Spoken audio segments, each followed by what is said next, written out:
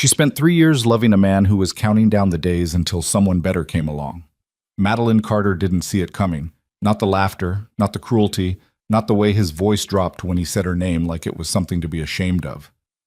One rainy Tuesday night in Chicago, she walked into a restaurant carrying an anniversary gift and walked out carrying nothing but the wreckage of everything she thought was real. But the same night, Ethan Calloway destroyed her world. Fate dropped a dying man at her feet who would rebuild it. Hit like, drop your city below, stay until the end. But the rain came in sideways off Lake Michigan, the kind that didn't care about umbrellas or intentions. It hammered the awnings along West Randolph Street and pooled in the gutters and made the whole city look like it was dissolving at the edges. Madeline Carter walked through it anyway, her shift bag slung over one shoulder, a small wrapped box tucked under her arm, her sneakers soaked through before she'd made it half a block from the parking garage. She hadn't changed out of her scrubs. She'd meant to. She'd packed a dress, a real one. The dark green wrap she'd bought on sale 2 months ago and saved specifically for tonight. But the ER had handed her a 14-hour shift that bled into 15, and by the time she clocked out, she had 40 minutes and no energy left for transformation. So she'd wiped the worst of the day off her face in the hospital bathroom, pulled her hair out of its elastic, and told herself Ethan wouldn't care. 3 years. He knew what her job looked like. He knew who she was. The restaurant was called Arlo's, tucked into the ground floor of a converted loft building on the near west side. It wasn't the kind of place Madeline would have chosen. The lighting was architectural rather than warm, all exposed Edison bulbs and reclaimed wood, and a bar menu that described cocktails in full paragraphs. Ethan had picked it. Ethan always picked. He had opinions about restaurants the way he had opinions about everything, firmly and slightly annoyed if you disagreed. She spotted his car in the lot, the black Audi, freshly detailed even in this weather. She'd always found that mildly strange, the way he took his car through the wash every Tuesday, regardless of forecast, the way certain things about his appearance demanded maintenance that her things never did.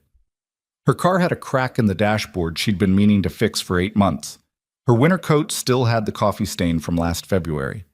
She'd never thought much about the difference, but standing on the sidewalk in wet scrubs holding a gift she'd wrapped herself with the tape running crooked along one edge, she felt it for the first time as a gap rather than just a detail. She pushed through the front door. The hostess stand was unmanned.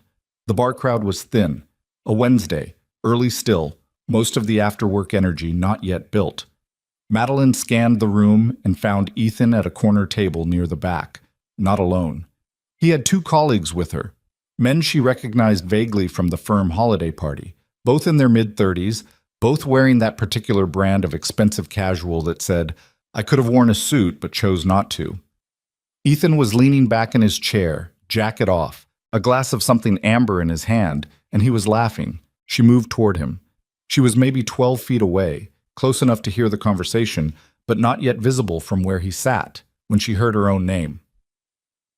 "Madeline actually thinks tonight is a big deal," Ethan was saying. He shook his head with a kind of fond exhaustion, like someone describing a pet that had done something mildly embarrassing. 3 years. She's been dropping hints about rings for 6 months. One of the men, the broader one, dark hair, loosened tie, raised his glass. "So what's the plan?" "The plan," Ethan said, and he took a slow drink before he finished, "is to let her enjoy the evening, keep things comfortable." "You're not going to—" "No." The word was flat and final. "I'm not proposing to Madeline." The rain outside seemed to get louder. Or maybe Madeline had just stopped hearing everything else. "Never?" the second man asked. Ethan made a small sound, something between a laugh and a sigh. "Look, she's a good person, she's reliable, she's there." He turned the glass in his hand. "But she's a nurse from Oak Park whose idea of a big weekend is a brunch reservation and an HGTV marathon. I'm going to be a named partner. I have clients now who summer in the Hamptons." He paused. "Madeline doesn't fit that picture." "So you're just—" "I'm comfortable," he said. "For now. She's easy to be with. She never makes demands, never causes scenes, always available when I need her." A beat. "But I never loved her. Not really. I don't think I was capable of it with her." She didn't move. She stood there in her wet scrubs with her crooked taped gift, and the rain dripping from her hair onto the restaurant floor, and she let every single syllable of that sentence land exactly where it was aimed. I never loved her. Not past tense, the way a man might confess to having outgrown something. Present, declarative, like a fact about the weather. The broader man leaned forward. Man, she doesn't know any of this? Of course not. Ethan drained his glass. She thinks I'm the problem, that I'm scared of commitment. It's easier that way. Madeline turned around. She walked back through the restaurant the same way she'd come in, past the hostess stand, through the front door, back into the rain. She didn't run. Running would have required more feeling than she had access to at that exact moment. What she felt instead was a strange clarity, the way she sometimes felt at the tail end of a code, after the chest compressions and the epinephrine and the 3 rounds of defibrillation, when the monitor went flat and everything in the room went very quiet, and you just stood there understanding something essential about the world's willingness to end things without warning or apology. She sat in her car for a while. The gift was still under her arm. She set it on the passenger seat without looking at it. She didn't cry. Not yet. The crying would come later at 2 in the morning in her apartment when the adrenaline wore off and there was nothing left between her and the reality of it. But right now she sat in the parking lot of Arlo's with the rain hammering the roof of her car, and she thought very clearly, 3 years. She'd rearranged her schedule for him. She'd skipped her cousin's wedding because he'd had a client dinner. She'd eaten dinner alone more nights than she could count because his hours were unpredictable. And she'd told herself that was fine because she understood demanding work. She did demanding work. They were both serious people building serious lives. She had believed that story completely. She never makes demands. The thing that broke her wasn't the betrayal. The thing that broke her was how accurately he'd described her. Not out of cruelty, out of simple observation. She had made herself so accommodating, so low maintenance, so permanently available, that in 3 years she had never once made him feel anything she hadn't carefully modulated first. She had loved him so quietly that he hadn't heard it as love. He'd heard it as convenience. She texted him from the parking lot. No explanation, no confrontation. She was too tired for confrontation, and she already knew what he would do. He would come outside and find her in the car, and the look on his face wouldn't be guilt. It would be calculation. How much does she know? How do I manage this? She didn't want to watch him calculate. I heard you. We're done. Don't call me. She turned off her phone before she pulled out of the lot. Her apartment was on the north side, a third-floor walk-up in Andersonville with radiator heat that clanged in the winter, and a bathroom tile she'd been planning to replace since she moved in. It had good light in the morning, and a narrow balcony that fit 1 chair, and a small pot of herbs she kept optimistically alive through most of the year. She'd always thought of it as temporary, the kind of place you lived before your life assembled itself into its real shape. She hadn't examined too closely what shape she'd been waiting for. She poured a glass of wine she didn't drink. She sat at her kitchen table in her wet scrubs and looked at the middle distance and let the night do whatever it needed to do to her. At some point she moved to the couch. At some point the wine went warm. At some point, around 1 a.m., she opened Ethan's Instagram and scrolled through it with a detachment that surprised her. The professional headshots, the restaurant check-ins, the occasional photo of the two of them from early in the relationship when he'd still bothered to post, his arm around her shoulders, both of them squinting into a summer sunset. He looked happy in those photos. So did she. She put the phone down and finally cried. Not dramatically, just steadily, the way the rain had been coming down all night, like something that needed to get done and was going to take as long as it took. She was back at the hospital by 6 a.m. That was the thing about the ER. It didn't wait for you to be ready. The world maintained its emergencies on a schedule that had nothing to do with your personal circumstances, and Madeline had always found a strange relief in that. The moment she crossed through the ambulance bay doors, the particular flavor of her own grief became temporarily irrelevant. There were people here who needed the kind of help that Ethan Calloway could not provide and that her heartbreak could not diminish. She was good at her job in the specific way that some people were, not because she'd chosen it abstractly as a career, but because the work had chosen her in the way that the work sometimes chose people, by revealing to them the only version of themselves that felt completely functional. The day was brutal. A multi-vehicle on the I-90 connector sent 4 patients through the doors before 9. A pediatric case that she couldn't stop thinking about even now. A cardiac event that they caught barely in time. She moved through all of it with the steady economy of motion that came from years of doing exactly this. And if anyone noticed that her eyes were slightly swollen or that she was quieter than usual, nobody said anything. That was another mercy the ER provided. Everyone was too busy to notice the things you needed them not to notice. By 11 p.m., she had 9 hours on her feet and was charting the last of her notes at the nurse's station when the radio crackled. Trauma incoming, GSW, multiple, ETA 4 minutes, level 1. She was already moving. The ambulance came in hot, back doors crashing open before it had fully stopped. The paramedics already doing compressions on a man who was doing a poor job of remaining alive. Madeline registered the details in her professional shorthand as they wheeled him through. Male, maybe mid-40s, dark hair matted with blood, expensive clothes destroyed by trauma shears, BP dropping, O-negative already hung, 2 gunshot wounds visible from her position, possibly more. The paramedic rattling stats at her was using the particular tone that meant, "He is on the edge, and we cannot tell you which way this is going." She ran beside the gurney. "What do we know?" "Found in an alley off South Michigan. Anonymous call. No ID on the scene. Somebody cleaned him out before we got there." The paramedic shook his head. "Except for these guys." He meant the 4 men who had arrived in 2 separate vehicles and were now standing inside the ambulance bay, none of them in scrubs, none of them patients. Big men, watchful. The kind of stillness on them that wasn't calm so much as coiled. 2 of them had their hands near their hips in a way that Madeline noticed without dwelling on, because she had a patient who was 30 seconds from exsanguinating, and that was what mattered. "Room 3, she said. They worked on him for 40 minutes. It was not clean or elegant. It was the kind of trauma work that reminded you. The human body was simultaneously a remarkable piece of engineering and an extraordinarily fragile one. That the difference between living and dying could hinge on the width of a surgical instrument, the timing of a single decision, the experience of the person standing at the table. Madeline was that person tonight. The attending, Dr. Reyes, was managing 2 other critical cases and had handed her primary responsibility with the kind of nod that meant you've done this before, don't lose him. She didn't lose him.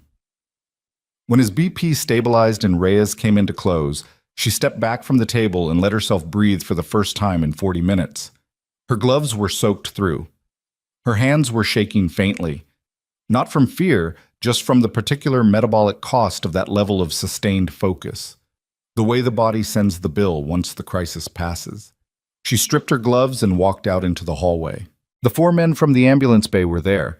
They'd been moved inside by security, which meant security had decided that moving them inside was the safer option, which told Madeline something about the nature of the negotiation that had taken place.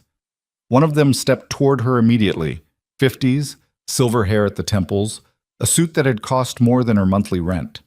He had the eyes of a man who had spent decades watching other men and calculating risk. "How is he?" the man said. It wasn't a question. "Stable. We're not out of the woods yet, but he's stable." She kept her voice level. "Who is he?" The man studied her for a moment. "His name is Vincent." "Last name?" Something moved across the man's face. Not exactly reluctance, more like assessment. He was deciding how much she needed to know and what knowing it would cost. "Moretti," he said. She knew the name. You couldn't work an ER in Chicago's south-facing corridor for 6 years and not know the name Moretti.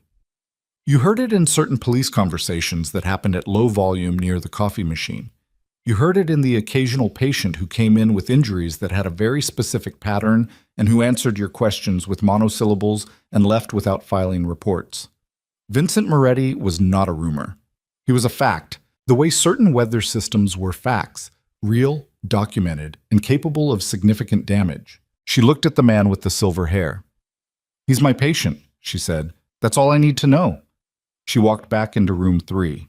Over the next 6 hours, the floor around Vincent Moretti's room acquired a quiet, persistent tension that everyone on shift could feel, but no one addressed directly. There were always at least 2 of the men visible from the nurse's station, positioned near the room's entrance and at the elevator bank, not overtly aggressive, but not absent either. Madeline's charge nurse, a 20-year veteran named Paulette, who had treated everyone from politicians to gang members without losing her institutional authority, simply rerouted foot traffic and told the men that visiting hours were suspended until morning and that she would personally remove anyone who disagreed. They didn't disagree. They moved 6 inches to the left and stayed. Madeline checked on Vincent at 4 a.m. He was awake. She hadn't expected that. Patients coming out of that level of trauma were usually still blurred by anesthesia, by medication, by the body's own defensive processing. But his eyes were open, and they tracked her when she came through the door. And there was a focus in them that didn't match a man who'd been on the table 4 hours ago. She went through the routine. BP, pulse, the standard inventory. He watched her work without speaking. His face was sharp-boned and not conventionally handsome. A nose that had been broken at least once, a jaw that was blunt and hard, a scar along the left side of his neck that was old and probably didn't come from anything clinical. He looked like a man who had been built specifically for the kind of life he led. "Hurt," he said. One word, testing the machinery of it. "Yes," she said. "You were shot twice. You have a repaired arterial bleed, and you're lucky to have a working cardiovascular system. So I'd appreciate it if you didn't make any sudden movements for the next 24 hours. He looked at her for a moment. Then, "You're the one who—" "I was in the room, yes." "How bad?" "Bad enough that this conversation is a minor miracle." She noted his BP, which was low but holding. "Don't push it." He was quiet for a moment. When he spoke again, his voice was rough and deliberate. "I don't remember asking to come here." "Your associates made that decision for you. You were unconscious." "Dominic," he said, and it wasn't exactly gratitude. "That was the man's name? Silver hair?" "Yes." "He made the right call." Another silence. Vincent Moretti looked at the ceiling for a while, and Madeline finished her charting and capped her pen, and was about to leave when he said quietly and without inflection, "You're not afraid of me." She considered that. "I'm a nurse. You're my patient. Fear is not a useful clinical tool." "Most people? I'm not most people," she said, "and you're not most patients. Get some sleep." She left the room without looking back. In the hallway, Paulette appeared at her elbow. "Girl, I know." "You know who that is." "I know who that is." "And you're just—" "Paulette." Madeline looked at her. "He came in with 2 gunshots and a destroyed arterial wall, and we fixed it. That's the job. I'm going to do the job." Paulette studied her for a long moment with the particular expression of a woman who had seen everything and still retained the capacity to be impressed by certain varieties of stubbornness. Then she shook her head and walked back to the station. Madeline leaned against the wall for a moment, alone in the corridor with the fluorescent hum and the distant sound of monitors and the particular 4 a.m. quality of a hospital that had not slept. Her chest ached, not from fear, not from adrenaline, from the strange pressure of a day that had started with Ethan's voice in a restaurant and ended here, in this hallway, with the most dangerous man in Chicago sleeping behind the door 3 feet from her back, still alive because she'd done her job, and the anniversary gift she'd left in her car still wrapped in its crooked tape, going undelivered. She had spent 3 years trying to earn something that was never on offer.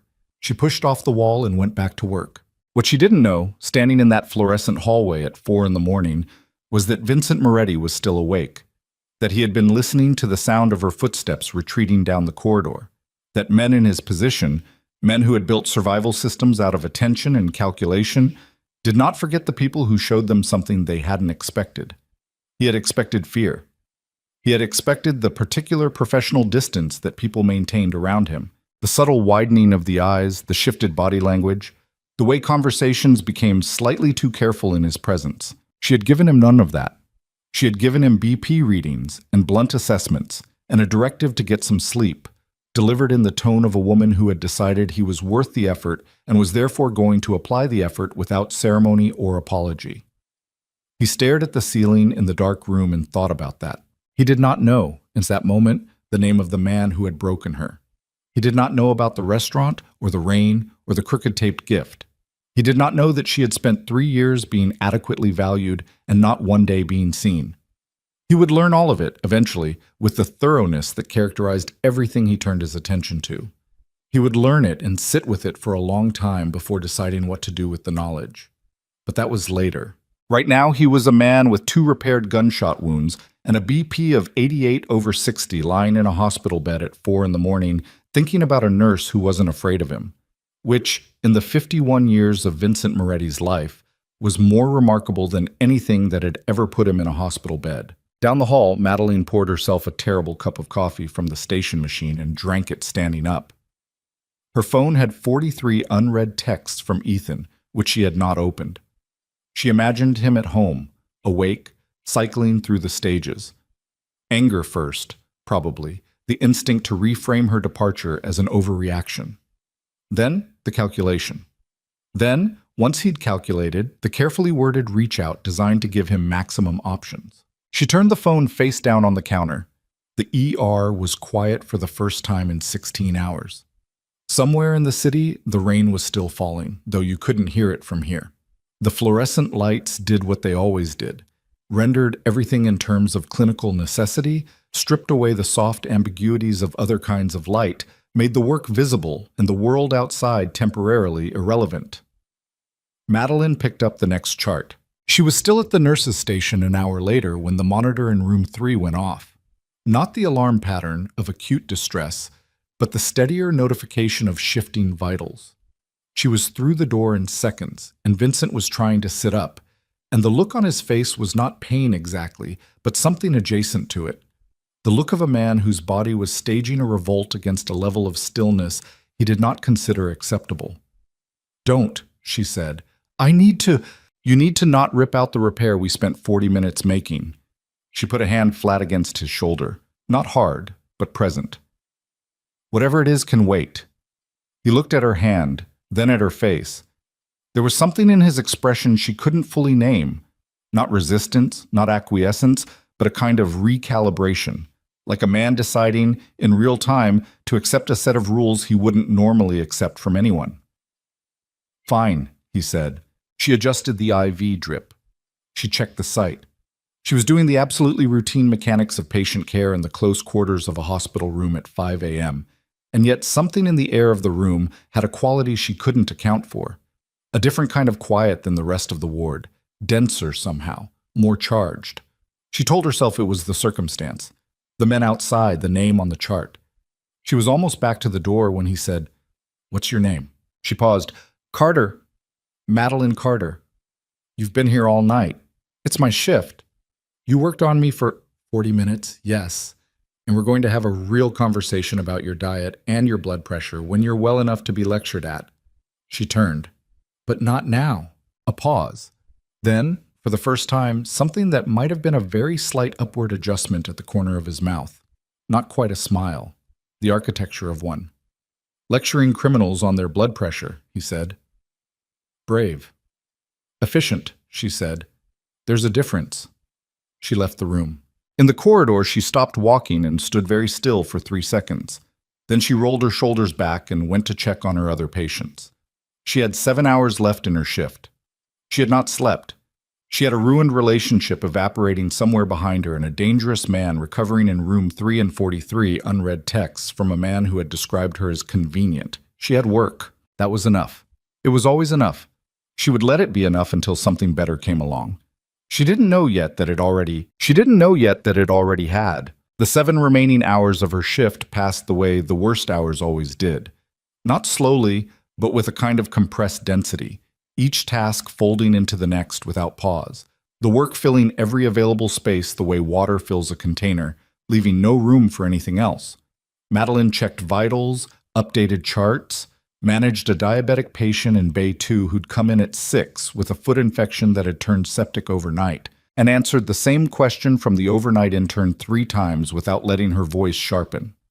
She was good at that, controlling what came out of her, calibrating it, making sure the transmission matched the intended signal.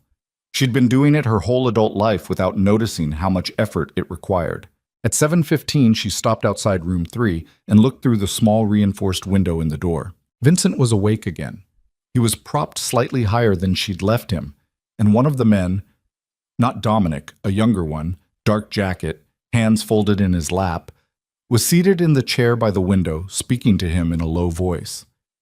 Vincent was listening with the stillness of a man who processed information by letting it settle rather than reacting to it in real time. His face gave nothing away. Even post-surgery, even with the IV line and the oxygen sat monitor clipped to his finger and the general indignity of a hospital gown, there was something about the way he occupied space that didn't suggest diminishment. She pushed through the door. The young man in the chair stood immediately. Not aggressively, more the instinct of someone trained to come to their feet when certain things entered a room. He looked at Madeline and then at Vincent, and Vincent made a minimal gesture with 2 fingers, and the man nodded and left without a word. "Morning," Madeline said. "Is it?" 7:20. She moved to the monitor, ran the standard check. His BP had come up overnight, still low, but no longer alarming. Color was better. The particular gray quality that trauma patients carried in the first hours after stabilization had receded somewhat. "You slept." "Some. More than some based on these readings." She noted the chart. "How's the pain?" "Manageable." Scale of 1 to 10. He looked at her with the flatness that suggested he found the scale inadequate to the situation. 4, he said. "That's a lie." Something shifted in his face. 6. "Better." She adjusted the morphine drip by a marginal increment, enough to take the edge off without dropping his pressure further. "You're going to need a surgical consult this afternoon.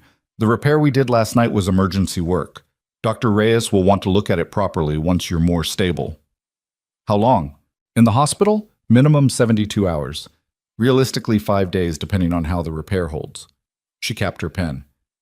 "I know that's not what you want to hear." "No. What you want and what your vascular system require are currently in conflict, Mr. Moretti. Your vascular system wins." He studied her for a moment. There was something assessing in it, not hostile but precise, the way a man looked at something he was trying to accurately understand. "You always talk to patients like this." "Like what?" "Like you've already decided not to be intimidated and you're just waiting for us to catch up." Madeline looked at him steadily. "I talk to patients the way the situation requires. You require directness." She picked up the chart. "Your associates are going to want to move you to a private facility. They mentioned it to my charge nurse this morning." And I'd strongly advise against it for at least 48 hours. The repair's holding, but it hasn't set. Any significant movement before then increases the risk of rebleed, and a rebleed in a private facility without a surgical team on immediate standby kills you. She met his eyes. "That's not a recommendation. That's a fact." Vincent was quiet for a moment. Then, "Dominic said you saved my life." "My team saved your life. I was part of the team. He said you were the one who made the call on the arterial bleed, that Reyes wasn't in the room yet." She didn't answer that directly. "We did our jobs."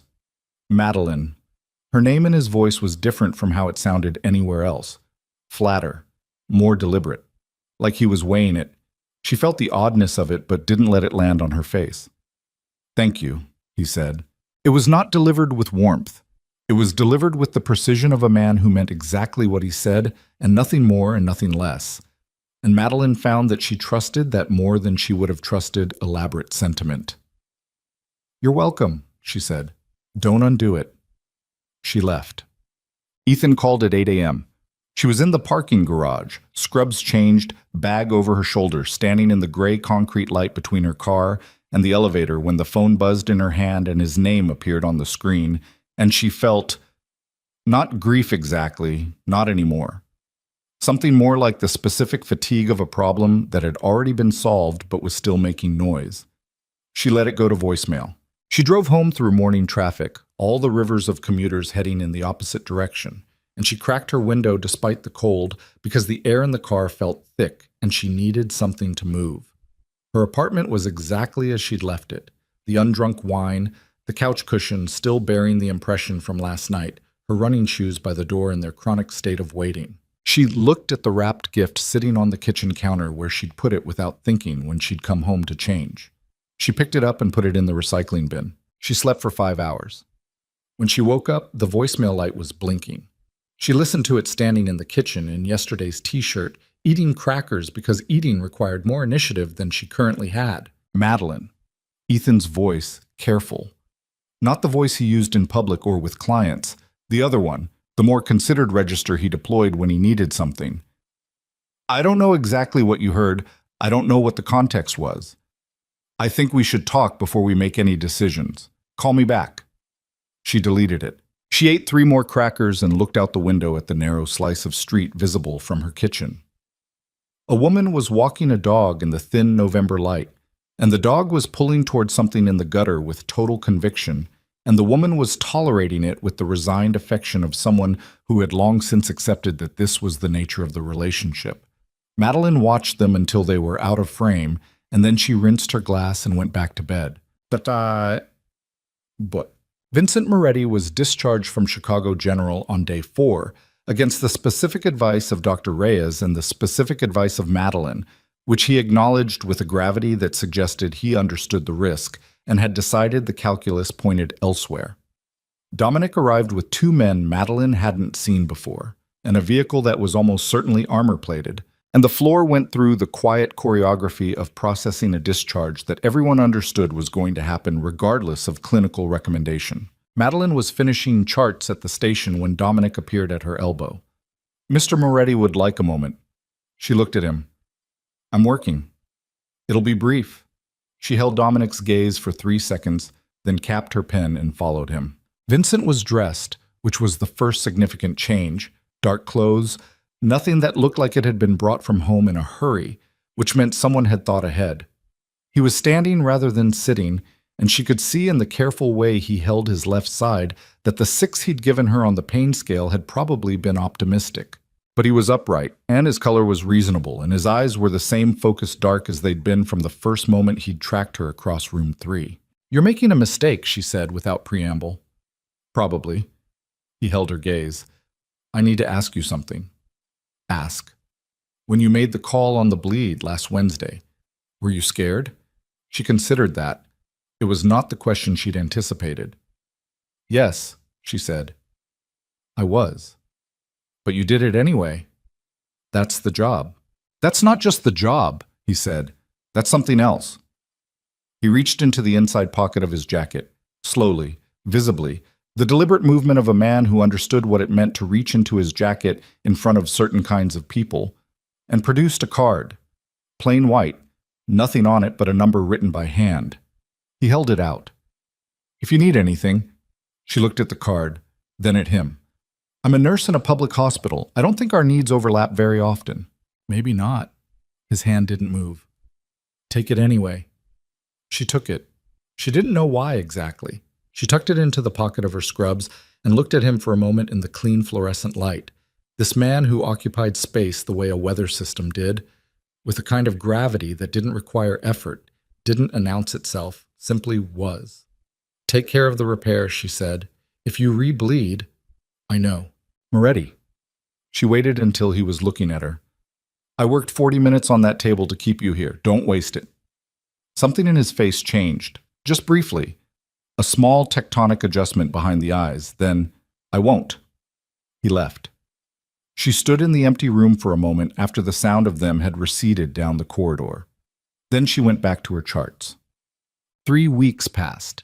The city did what November did in Chicago. It went gray, and then grayer, and then gray in a different way that suggested winter was not a forecast, but an arrival. Madeline worked her shifts. She reorganized her apartment, which was not the same as feeling better, but was adjacent to it. She called her sister twice and did not mention Ethan or the restaurant, because the version of events that she could explain without crying was still a work in progress. She went for runs along the lakefront when the wind permitted, and did not go for runs when it didn't, and she ate meals that were nutritionally adequate and emotionally uninspired, and she was in the specific way that people were sometimes fine. Ethan had called 11 more times. She'd answered once, on a Tuesday, from a position of what she'd mistaken for readiness. You have to let me explain, he'd said. I heard you, Ethan. You heard part of a conversation. I heard enough.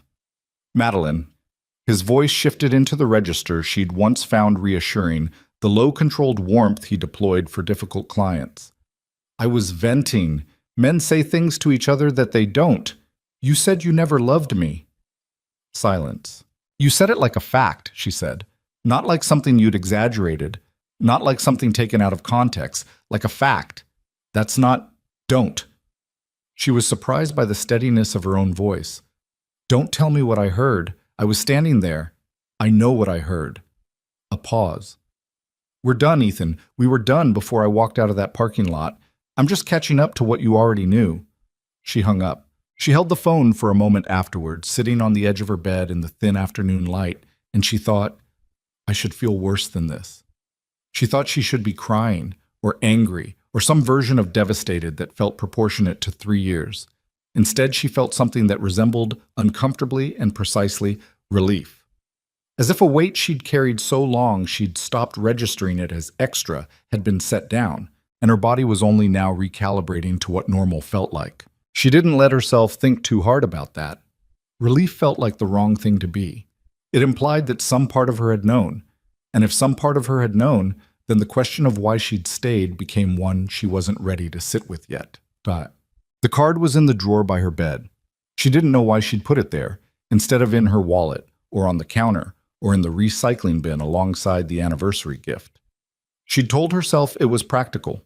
The number of a connected man was a resource in a city like Chicago, and she was a woman who lived alone and was not naive about the world. She believed this explanation about 60% of the time. On a Wednesday night, 3 weeks after his discharge, her phone rang with a number she didn't recognize. Miss Carter. She recognized the voice immediately. Mr. Moretti. Vincent. She said nothing. I have a question, he said. How did you get this number?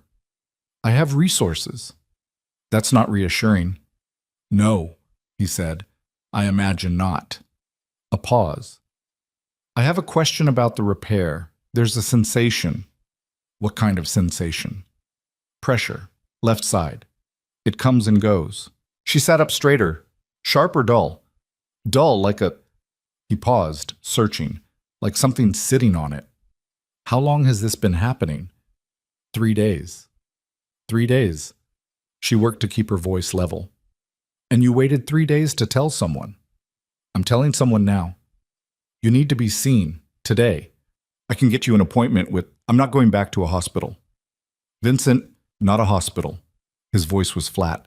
I have a physician. I'll have him look at it. The repair needs imaging. A private physician without... He has equipment. A beat. I trust his discretion more than I trust a hospital's records. She understood what he meant. She didn't like it, but she understood it. Okay, she said.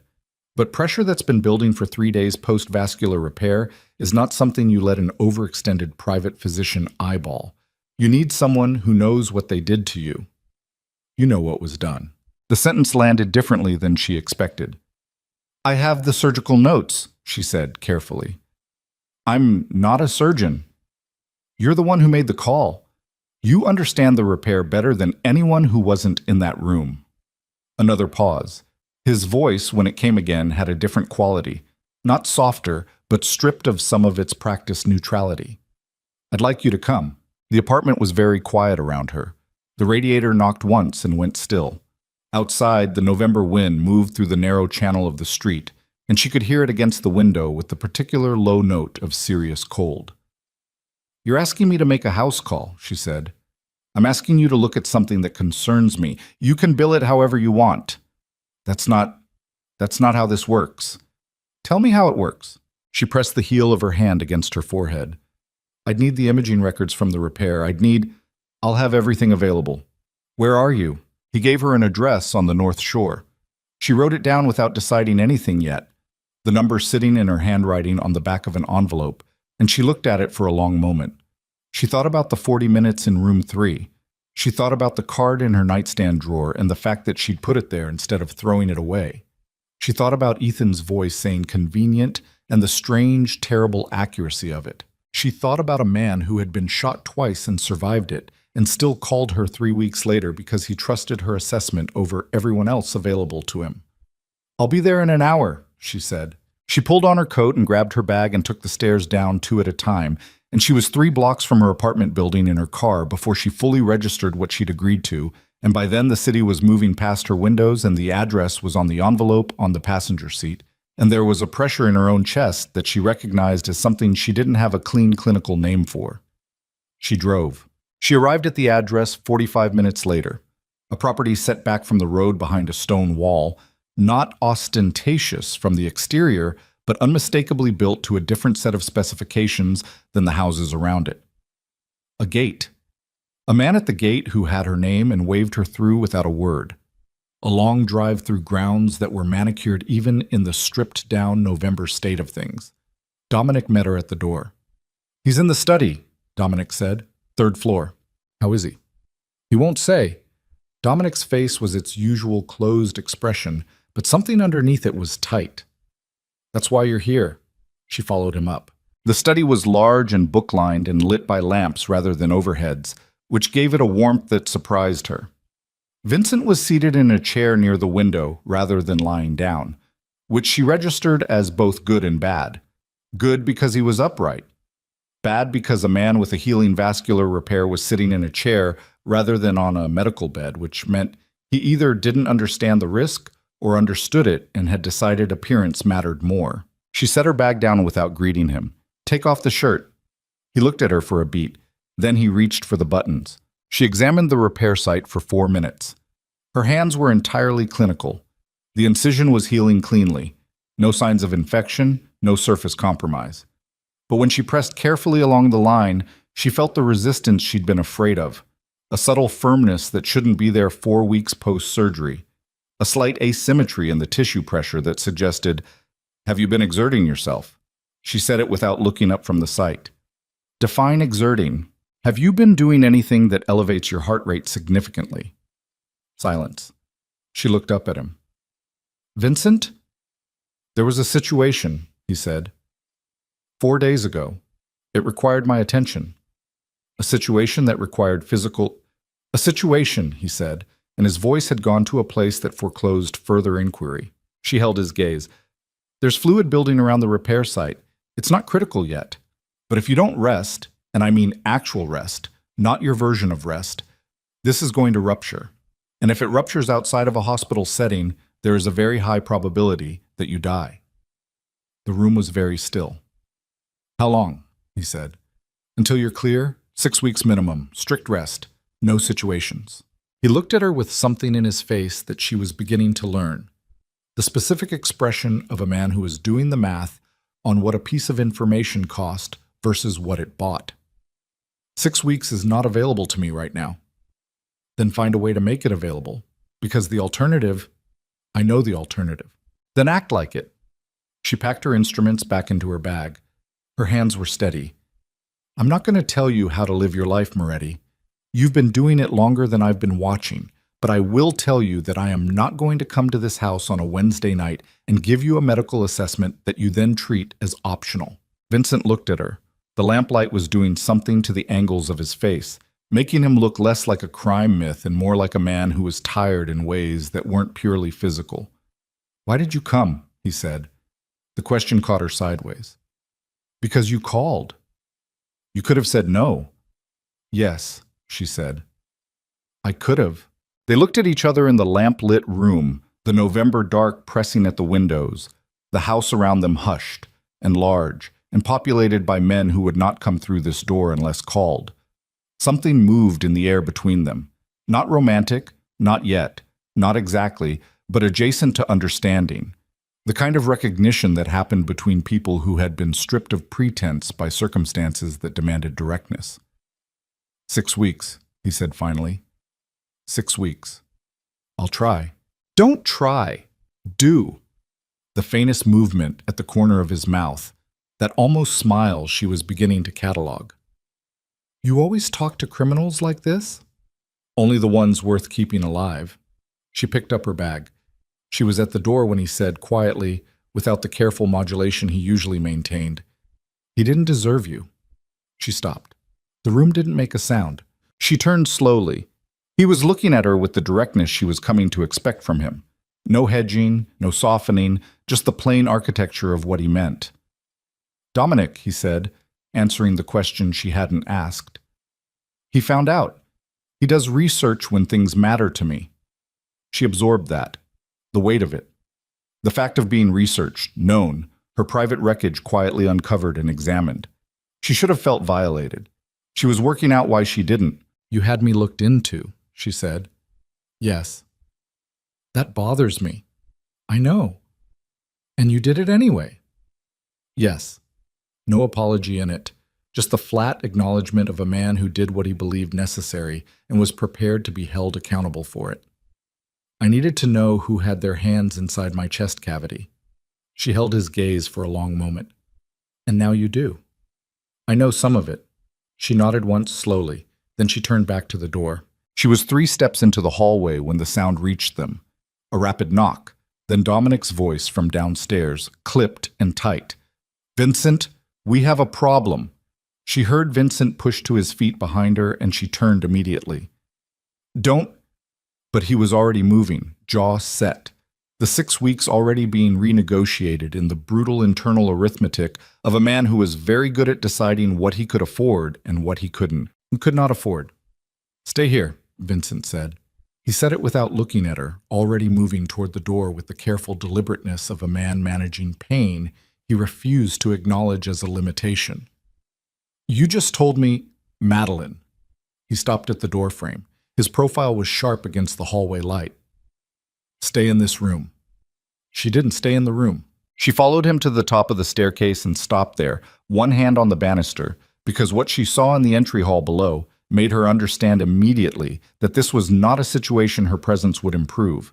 Dominic was there, and 2 other men, and between them, not restrained, not a prisoner, but held in the specific way that suggested he would be if he moved wrong, was a man she didn't recognize. 30s. Expensive haircut badly disrupted, jacket torn at the shoulder, a cut above his left eyebrow that was bleeding with the steady, unhurried pace of a wound that hadn't been given the chance to clot. Vincent descended the stairs. She watched him do it. The controlled pace, the left hand barely grazing the rail, the total absence of visible pain in his face, which she knew was costing him in ways the monitoring equipment would have confirmed if it were present. He reached the entry hall and stood in front of the man and said nothing. The man spoke first. "They're moving tonight." The room went still in a way that had physical weight. "Tonight," Vincent said. "The shipment changes were a distraction. The Vasquez crew has been repositioning for 3 weeks. I only just—" The man stopped, swallowed. His eyes moved to Dominic and back to Vincent. "I only just confirmed it." 3 weeks, Vincent said. His voice was very quiet. That particular quietness that Madeline was beginning to understand was not calm, but its precise inverse. "And you confirmed it tonight. I needed to be certain before I—" "Who else knows?" The man hesitated. Vincent took 1 step toward him, just one. The man's jaw tightened and he said, "Marco, he's the one who—" Another stop. He looked at the floor. "Marco's been feeding them information for 8 months." The entry hall went to a different quality of silence. Madeline watched Vincent's face from the top of the stairs. She watched the stillness move through him, the way stillness moved through a structure absorbing impact. From the outside in, everything becoming rigid, everything locking down. Except his eyes. His eyes did something brief and unguarded that she had no name for, but it looked like the specific expression of a man who had just been handed information his body had already known and spent considerable energy refusing. Marco was the name of the man who had been seated at Vincent's bedside on the morning of day 2. The young one. Dark jacket, hands folded. She understood that without being told. "Get him out of here," Vincent said. He turned and walked back toward the stairs. She moved back from the banister before he could see her standing there. She was in the study when he came through the door. He stopped when he saw her.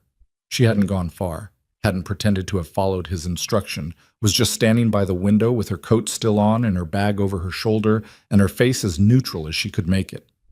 He looked at her for a moment. He didn't tell her she should have stayed back. He walked to the desk and put both hands on its surface and stood there, breathing. "I should go," she said. "Yes." The pressure around the repair site. "I know. Vincent." She waited until he looked at her. "Whatever just happened, you cannot manage it the way you're thinking about managing it. Not in the next 6 weeks, not with that repair." He looked at her with something that was beyond exhaustion. "You don't know what I'm thinking. I know you well enough to know that what you're thinking involves physical exertion and probably some variety of violence, and I know that your vascular wall is currently held together by a repair that is 4 weeks old and already showing fluid accumulation. She kept her voice even. Clinical. Because clinical was the only register she had available to her that he would actually hear. I'm telling you that the thing you want to do tonight will probably kill you. He said nothing. I need you to understand that I'm not speaking theoretically. I understand, he said. Do you? Madeline? His voice was rough. I have a man who has been inside my organization for 8 months feeding intelligence to people who will use it to destroy everything I have spent 30 years building. I have a shipment moving tonight that may already be compromised. And I have... He stopped. His jaw worked. I have men who trusted Marco. Men whose families are in those operations. I do not have the option of bed rest. She looked at him across the lamplit room. Then you need to delegate. Delegation requires trust. I just lost my primary inventory of that. Dominic. Dominic is 62 and has a replaced hip and is the only person in this house who I'm certain hasn't been compromised, and I need him here. She crossed the room to the desk. She stood across from him, close enough that she could see the slight irregularity in his breathing that wasn't there an hour ago. The left side moving less freely than the right. The early signature of a man whose body was beginning to send invoices for the stress it had been absorbing. She pointed at the chair. Sit down. I don't need... Sit down, Vincent. He sat. Not quickly. With the controlled deliberateness of a man accepting a tactical position rather than a concession. She crouched in front of him and pressed carefully along the repair site through the fabric of his shirt and felt what she feared. The resistance had increased in the 40 minutes since she'd last assessed it. Not dramatically. Enough. Your blood pressure is elevated. Yes. The fluid accumulation has increased since I checked an hour ago. He said nothing. If you go out tonight, I know, he said. The 2 words came out like he was biting them off the end of something longer and less controlled. I know the risk. I know what you're going to tell me. And I need you to understand that there are things at stake tonight that require me to weigh that risk against other things, and sometimes the other things outweigh the risk. Your life outweighs, not just my life. He looked at her directly. There are 17 people whose primary income runs through my operations. Families. People who made choices based on a structure I told them was secure. If Vasquez moves tonight and I'm in bed while it happens, those 17 operations collapse within a week. That's not an abstraction. That's rent and groceries and a particular kind of safety that doesn't exist anywhere else for those people. A beat. So tell me again that my life outweighs the risk. She held his gaze. The lamplight was low and the room was very quiet, and the weight of what he'd said was sitting between them with the density of something real and specific. She stood up. She picked up her bag. Dominic stays here, she said. You make your calls from this room. You do not physically leave this property tonight. She looked at him. Can you work that way? Some of it. Then do some of it that way. She moved to the door. I'm leaving my number, not the card, my actual number. If the pressure gets worse or if you develop any shortness of breath, you call me immediately. Not in an hour, immediately. Madeline, I mean it. I know you do. Something in his face had shifted. Not the almost smile this time, something quieter and harder to read. Why are you doing this? She stopped at the door. She thought about that question with the seriousness it deserved, because it was a serious question, and she was not a woman who answered serious questions with the first available thing. Because I did 40 minutes of work to keep you here, she said, and I don't like waste. She left. She drove home through the city with the heater running and both hands on the wheel and the particular quality of alertness that came from an evening that had required her to be several kinds of steady simultaneously. The streetlights were orange and cold. The lake was somewhere to her right, invisible but present, the way certain things were always present even when you couldn't see them. She was almost to her building when her phone buzzed with a text from a number she didn't recognize. She looked at it at the next red light. This is Ethan. New number. I know you've blocked the old one. I need to talk to you. It's important. She stared at it for 3 seconds. The light changed. She put the phone face down on the passenger seat and drove. She blocked the new number from the parking garage. She sat in the car for a moment after doing it. The engine still running, the heat still blowing. And she thought about the word important and what Ethan Calloway considered important, and whether any version of that had ever actually overlapped with what she considered important. And she concluded that the answer was probably no, and that this was a thing she had known for longer than she'd allowed herself to know it. She went upstairs and slept without dreaming. 6 weeks moved differently than she expected. Not quickly. The winter had fully arrived by then, genuinely brutal, the kind of cold that came off the lake with intention, but with a kind of substance she hadn't anticipated. She worked her shifts. She ran when the wind allowed. She called her sister, and this time she mentioned Ethan, briefly and without drama. And her sister was quiet for a moment, and then said, "I always thought he looked at you like furniture." And Madeline laughed, genuinely, for the first time in what felt like a long while. Vincent called twice in the first 2 weeks, both times clinical in nature. The pressure had resolved. His private physician had confirmed it. The imaging looked acceptable. She asked the right questions, gave the right answers. The calls were brief and professionally cordial, and she did not analyze them beyond their surface. He called a third time on a Thursday evening in December. "I have a benefit," he said. "Next Saturday. The Children's Research Alliance. I contribute to their endowment." She waited. "Dominic handles these things usually. He has a broken hip currently, so he cannot." "I'm sorry to hear that. I need someone who can stand beside me for 2 hours without being afraid of the room." A pause. "I realize this is not a clinical request." She was quiet for a moment. "No," she said. "It's not." "You can say no." "I know I can." "Will you?" She looked at her apartment, the good morning light that was currently functioning as evening light, the herbs on the balcony that had finally given up for the winter, the chair that still had the indentation from where she'd sat during the worst of the nights after the restaurant. She thought about what it meant to be someone's convenience versus someone's choice. She thought about the difference between choosing based on fear of an empty evening and choosing based on something more honest. "What time?" she said. The benefit was at the Langham. She wore the dark green wrap dress she'd bought and saved and never used. She arrived in a car Vincent had sent, which she almost refused and then didn't, because refusing would have required a principled stand she hadn't fully formulated yet. He was waiting in the lobby. Dark suit, no tie, the particular quality of stillness she'd come to recognize from across a room. He looked at her once, briefly, in the way that was entirely different from being looked at by someone performing attention. Then he said, "You look well." "So do you," she said. "Better than the last time I saw you." "That's a low bar." "You cleared it." Something moved across his face. The evening was long and populated by the specific variety of Chicago wealth that conducted itself with practiced ease, the smooth social machinery of people who had spent decades at events exactly like this one. Madeline watched it with the anthropological interest of someone who understood the mechanism without being native to it. Vincent moved through the room with an economy that she recognized as the social equivalent of his stillness.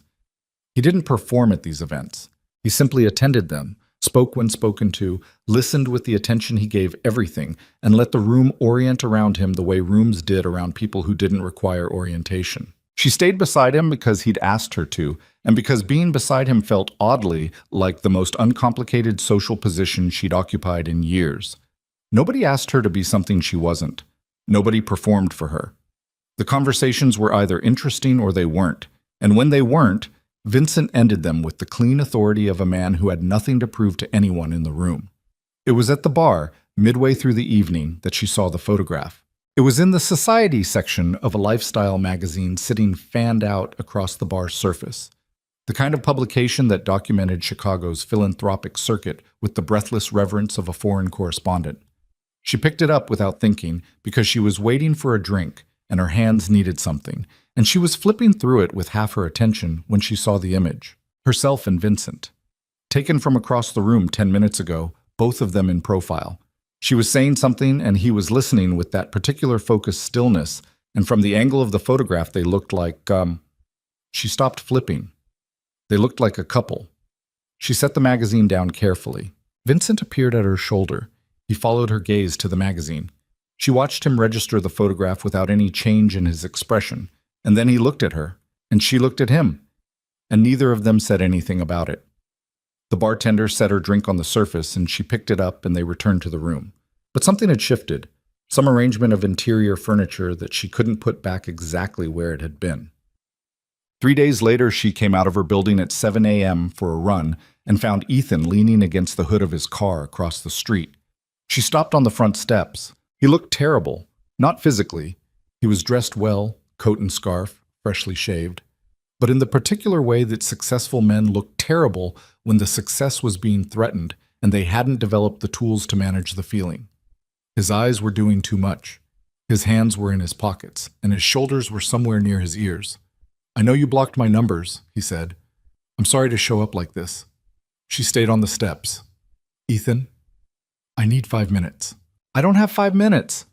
"Madeline." He crossed the street. She didn't move back.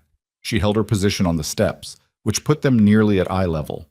Up close, the terrible was more specific. He hadn't slept properly in days. Charlotte ended the engagement. She looked at him. 3 weeks ago, He stopped, ran a hand through his hair, the gesture she'd watched him make 1,000 times. The one that meant he was about to say something he'd rehearsed but wasn't sure would land. "I know I have no right to be here. I know what you heard. I know I said things that were—" He stopped again. "I've been trying to figure out how to explain it, and I can't, because there is no explanation. You heard the truth, and I can't reframe it into something else." She was quiet. The cold was serious. Her breath was misting. "I've been watching the news," he said. His voice changed quality on this. Something that wasn't quite accusatory, not quite hurt, but hovering somewhere between. The benefit photos. The magazine coverage. He looked at her with the expression of a man who had discovered that the object he'd set down carelessly was irreplaceable. "Vincent Moretti, Madeline." "Yes." "You're—" "What?" "You're with him." "That's not your business. He's a criminal. He's honest," she said. The word came out of her with more precision than she'd intended. "He told me exactly who he was from the first conversation. He has never once—" She stopped. Modulated. "You don't get to come here and make this about who I spend my time with." "I'm not trying to. I made a mistake, Madeline. I know what I said. I know how it sounded. But 3 years means something, and I am asking you. You told your colleagues you never loved me," she said. Not past tense, present. "You told them you kept me around because I was convenient and available and low maintenance, and you never had any intention of building a life with me." She held his gaze. "Tell me which part of that was a mistake." His jaw tightened. "People say things not like that, Ethan. Not in that voice. Not as a fact." She came down one step. "You said I didn't fit the picture, that you needed someone who could keep pace with named partners and Hampton summers and a certain kind of life. What changed? What's different now?" He was quiet. "Charlotte's money," she said quietly. It wasn't cruelty. It was arithmetic. The engagement collapsed and the financial landscape changed, and suddenly the woman who was convenient doesn't look like a liability anymore. She looks like a safe option.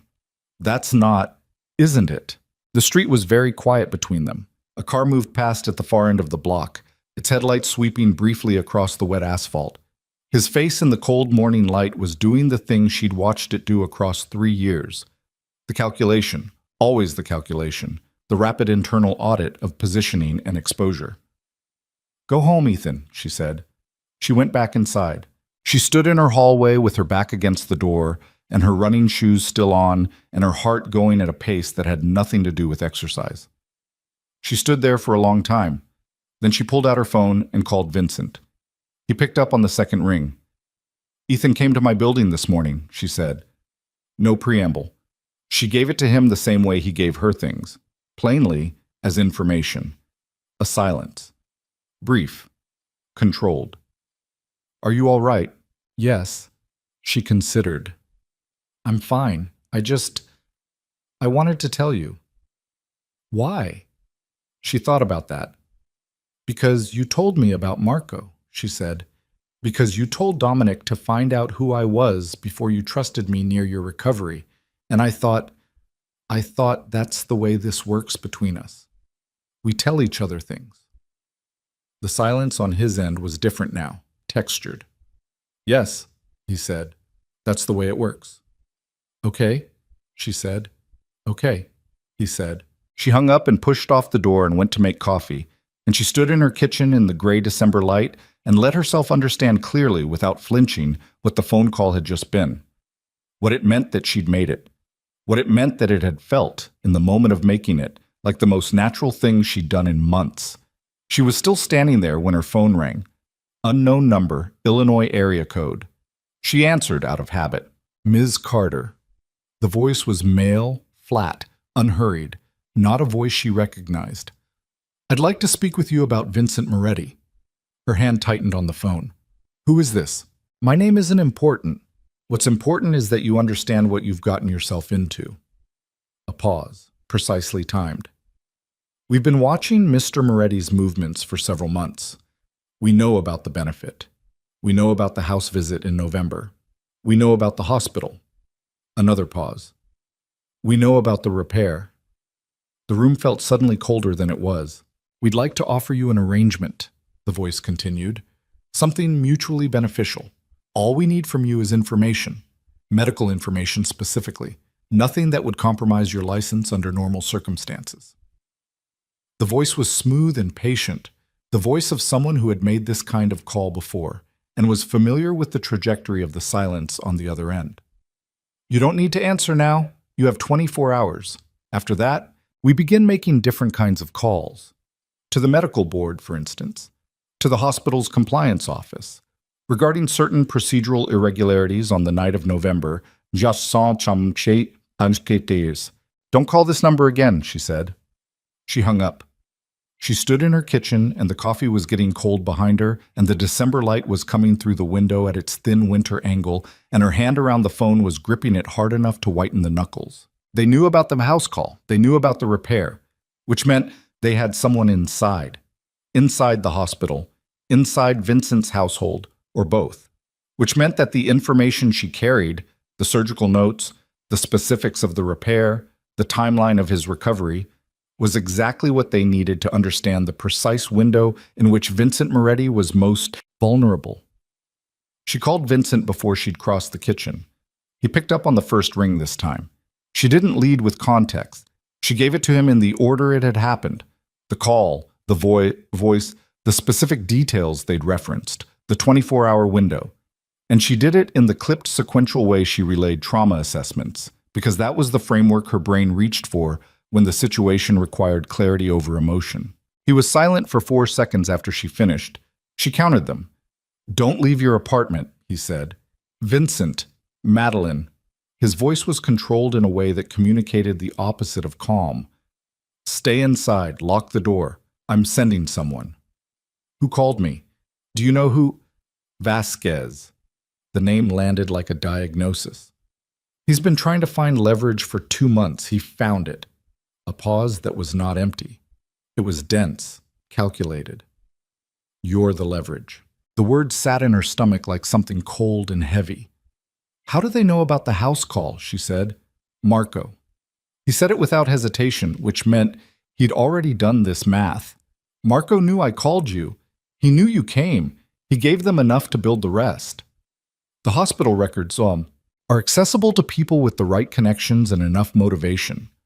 His voice was flat with the particular flatness of a man managing rage through compression. I should have considered this. You were recovering from a gunshot wound. That's not an excuse. No, she said. It's not. But it's a reason. She moved to her window and looked down at the street. The morning was ordinary. Cars, a woman walking with a stroller, the gray sky doing what December gray skies did. Nothing that looked like a threat, which she understood meant nothing. What do they want? If they're asking for medical information, they want to know how compromised I am. Timeline of recovery. Whether the repair held specific vulnerabilities. A brief pause. What they're actually building toward is a strike window. They want to know when I'm weakest. And if I don't give them anything, they'll make the calls they threatened. Your license, the hospital compliance investigation. He stopped. She could hear him breathing, steady, controlled, the breathing of a man keeping something leashed. And if that doesn't move you, they'll escalate to something that does. She understood what that meant without him finishing it. Okay, she said. Okay. What do you need me to do? A silence. Not hesitation. Something more like recalibration. The sound of a man adjusting to a version of the situation he hadn't fully anticipated. Nothing yet. Let me... He stopped. She heard him say something to someone in the room with him, low and rapid, not in English. Then, Dominic is coming to you. He'll be there in 20 minutes. Don't open the door for anyone else. My shift starts at 2. You're not going in today. Vincent, I have patience. Madeline? The compression in his voice cracked slightly at the edges, just slightly. I understand what I'm asking you to give up. I need you to understand what happens if they get to you before I can... He stopped again, reclamped. 20 minutes, please. She had never heard him use that word before. She thought about it for a moment. The specific weight of please in the mouth of a man who had clearly not said it often. 20 minutes, she said. She locked the door and stood in her hallway and waited. Dominic arrived in 19. He came with 2 men she recognized from the hospital, and a third she didn't, and the third one positioned himself in the hallway outside her door without being asked in a way that told her he'd done this before. Dominic came inside. His face was its usual closed configuration, but the tightness she'd seen in it the night of the Marco revelation was back, sharper now. We're moving you, he said. Where? The property. Dominic? Ms. Carter. He looked at her with the directness of a man who had been managing crises since before she was born. They have your address. They have your phone number. They have your work schedule, your hospital ID number, and the name of your charge nurse. He let that sit for a moment. This apartment is not secure. She looked at her apartment, the morning light, the dead herbs on the balcony, the chair with the indentation, the life she'd been building in the shape of temporary, waiting for something real. Give me 5 minutes, she said. Us. She didn't hear from Vincent directly for 6 hours after arriving at the property. Dominic kept her informed in the sparse, functional way he communicated everything. There were meetings, there were calls. The situation was being managed. She sat in the study on the 3rd floor, the room with the lamps and the books, and she read without retaining anything and drank coffee that went cold and watched the winter dark come down over the grounds outside. At 8 p.m. the door opened and Vincent came in. He looked like 6 hours of crisis management. Jacket off, sleeves pushed up, the particular gray quality around his eyes of a man who had been operating at a level of focus that metabolizes everything available. He sat in the chair across from hers and for a moment said nothing. She looked at the way he was holding his left side. How's the pressure? Fine. That's a lie. It's manageable. He looked at her. They called you back? No, not yet. They will. He pressed his hands together on the desk. She noticed his knuckles were abraded on the right hand, the skin broken in a way that was fresh and not incidental. She didn't ask. I've been trying to identify the source of the leak at the hospital. It's not hospital staff. It came from Marco directly. He knew enough from the night you came here to give Vasquez a framework. Can you contain it? I've contained Marco. He said it without elaboration. She decided not to inquire about the elaboration. Vasquez made contact with my operations at 2 different points today, he said. He's not waiting for your answer. The 24 hours was a performance. He's already moving.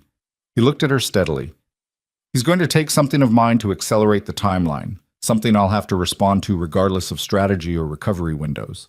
She understood the shape of what he was telling her before he finished it. He's going to use me. Yes. He's going to take me. That's what I believe. The room was very quiet. The lamps did what they always did through the same warm, uneven light, made the room feel like a space set apart from what was happening beyond its walls. She looked at Vincent, and he looked at her, and neither of them managed it with the kind of distance the situation might have called for. You can't go out and fight a war in your current condition, she said. No. But if he takes me, you will. Yes. Simple, flat, not a threat and not a boast, just physics. She looked at her hands in her lap. That's what he's counting on. Yes. He thinks your judgment will break down if... She stopped. If he has you. Vincent's voice was even. Yes, that's the calculation. She looked up at him. Is he right?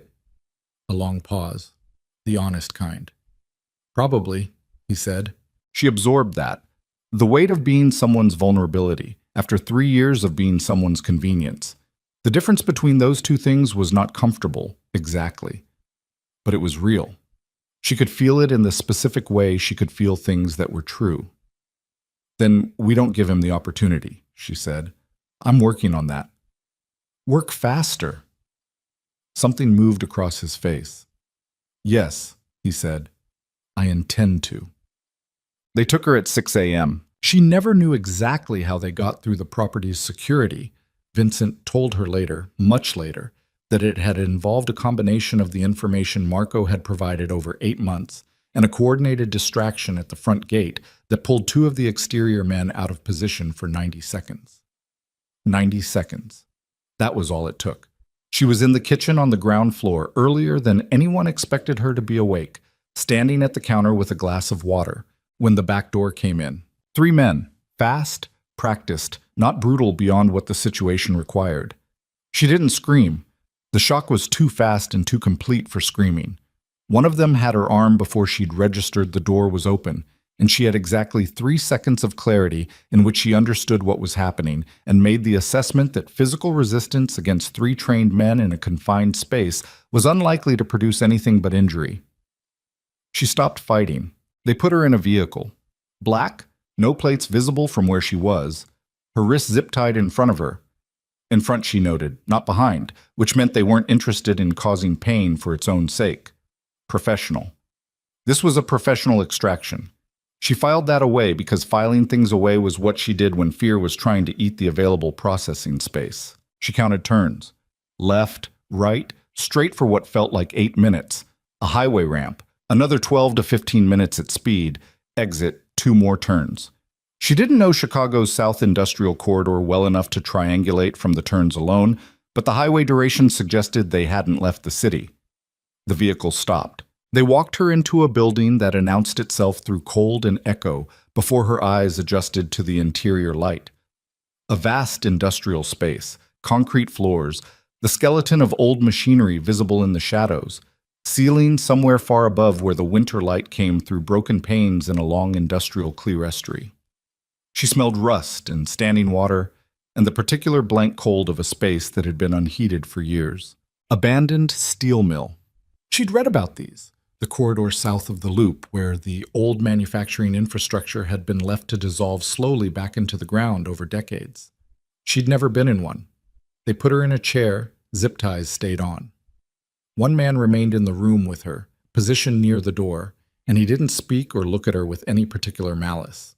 He looked at her the way a man looked at an object he was responsible for maintaining in its current condition. She sat. She controlled her breathing. In for 4, out for 4. The technique she used in the ER when a case was going sideways and panic was offering itself as an option. The zip tie was tight, but not circulation compromising. She tested the tension carefully, not visibly, just the slight shift of her wrists against each other to assess the give. Very little give. They'd been thorough. She thought about Vincent, about the timing, 6 a.m., the property waking up, someone discovering the back door, the sequence of what happened next. She thought about the look on his face when she'd asked him if Vasquez's calculation was right, and he'd said probably.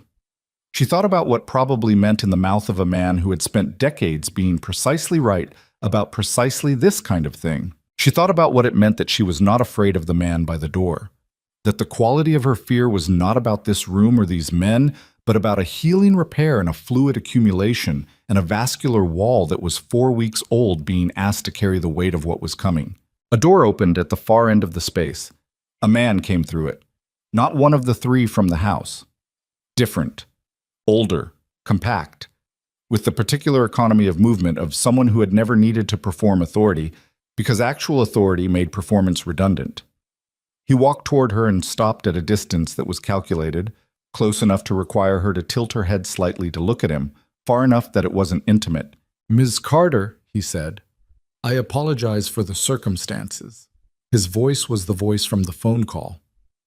"Vasquez," she said, a slight inclination of his head. "I expected you to be more frightened." "I'm frightened," she said. I'm just not going to perform it for you. He studied her for a moment with the same quality of assessment she'd seen in Vincent, the measuring stillness of men whose survival had depended on accurately reading people. Moretti chose well, he said. I'm not a possession. No, he agreed. You're a pressure point. There's a difference. He moved to a folding chair someone had positioned nearby and sat, crossing one leg over the other with a casual precision. He's going to come here. You understand that. I understand that's what you want. It's what will happen. The wanting is incidental. He looked at her with something that was almost respectful. He knows he shouldn't. He knows the repair isn't solid, that the stress of what this will require could rupture it. He knows all of that, and he's going to come anyway, because that's who he is and that's what you've become to him. He paused.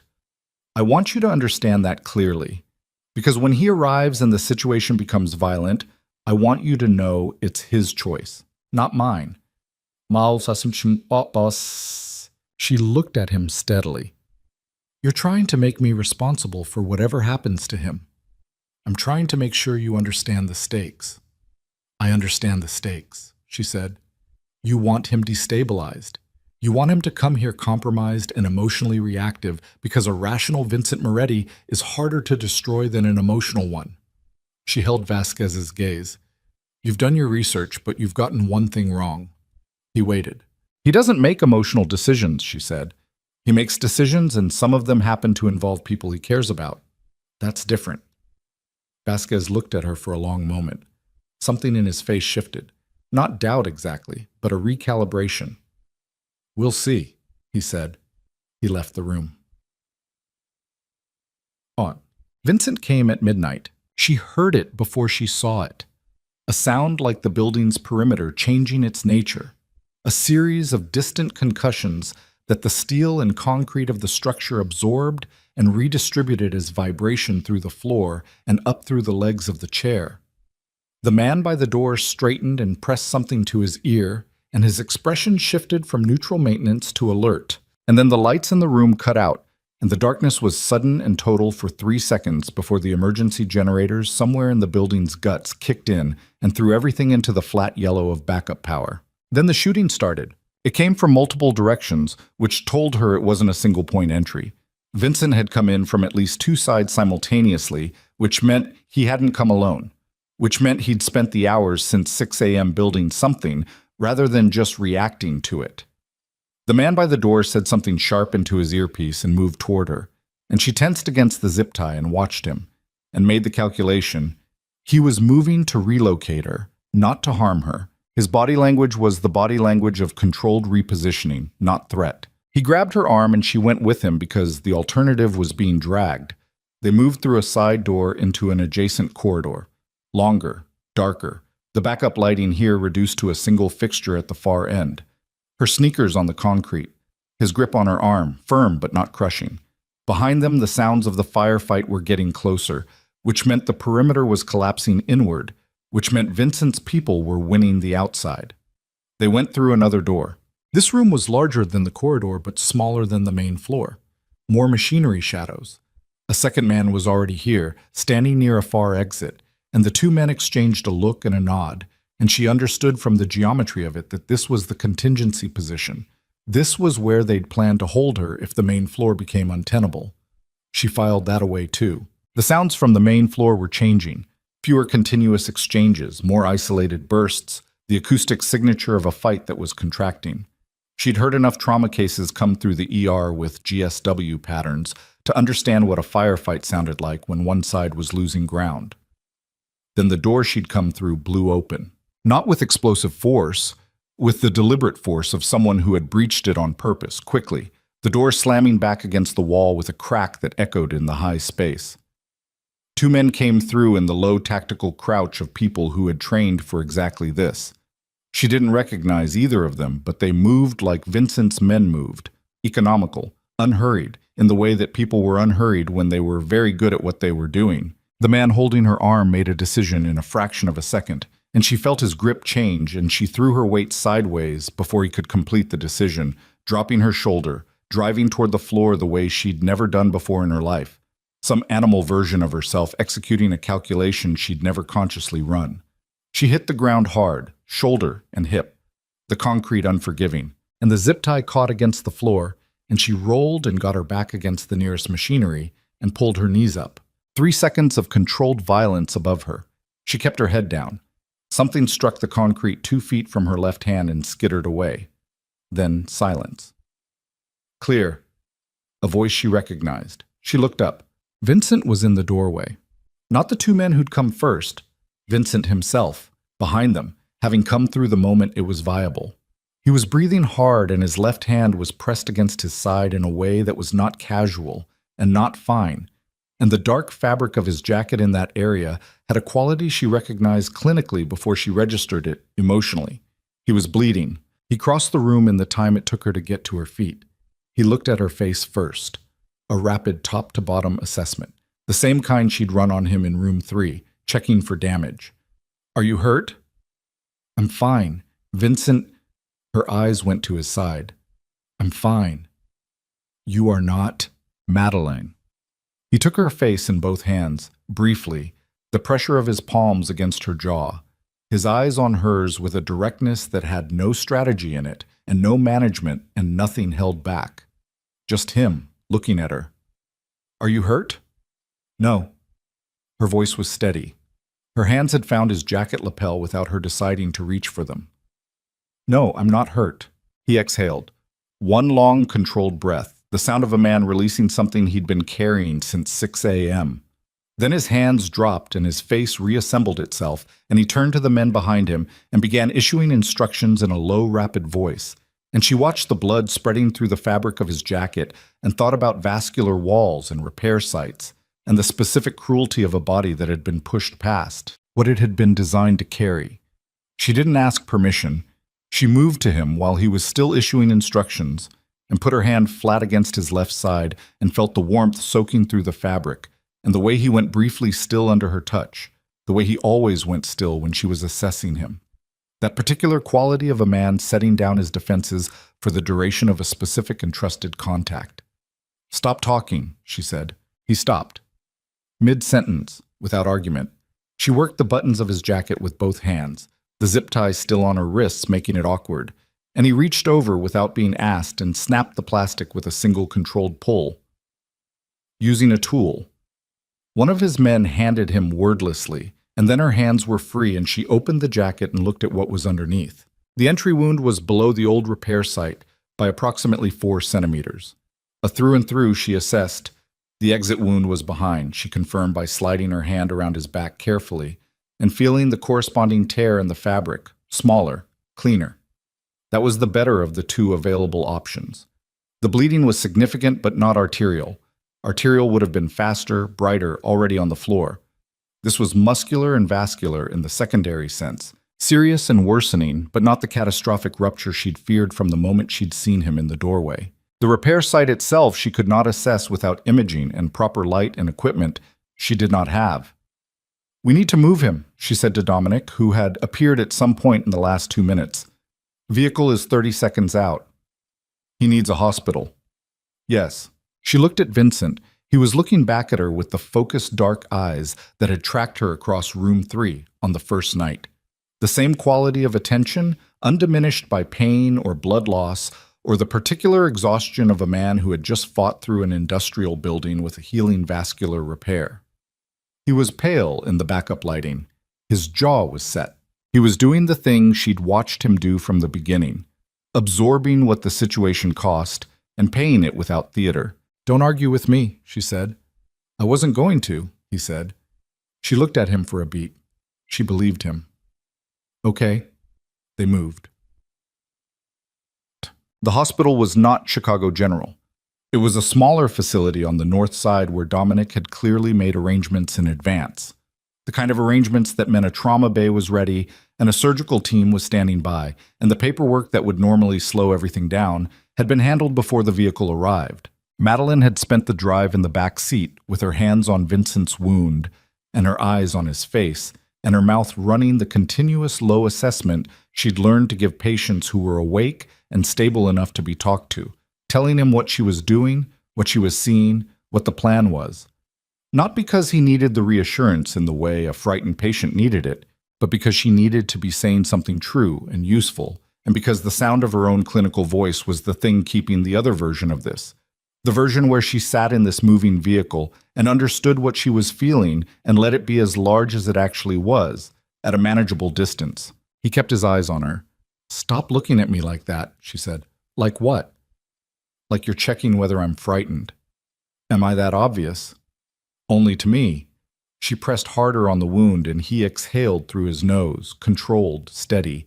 "You're going to need surgery. The secondary bleed is going to require intervention, and they're going to want to check the primary repair while they're in there." "I know." "You understand what that means. Second surgery in 6 weeks." He was quiet for a moment. "You're going to tell me I should have rested." "You did rest," she said. "For 6 weeks you rested, mostly, which is approximately 5 weeks and 6 days more than I expected from you." She met his eyes. "This isn't your fault." Something shifted in his face. "Vasquez is handled," Dominic said from the front seat. Vincent looked at Dominic's profile. "All of it. The mill is secured, the Vasquez operations are done, our people have the confirmation." A brief pause. "It's over." Madeline watched Vincent receive that.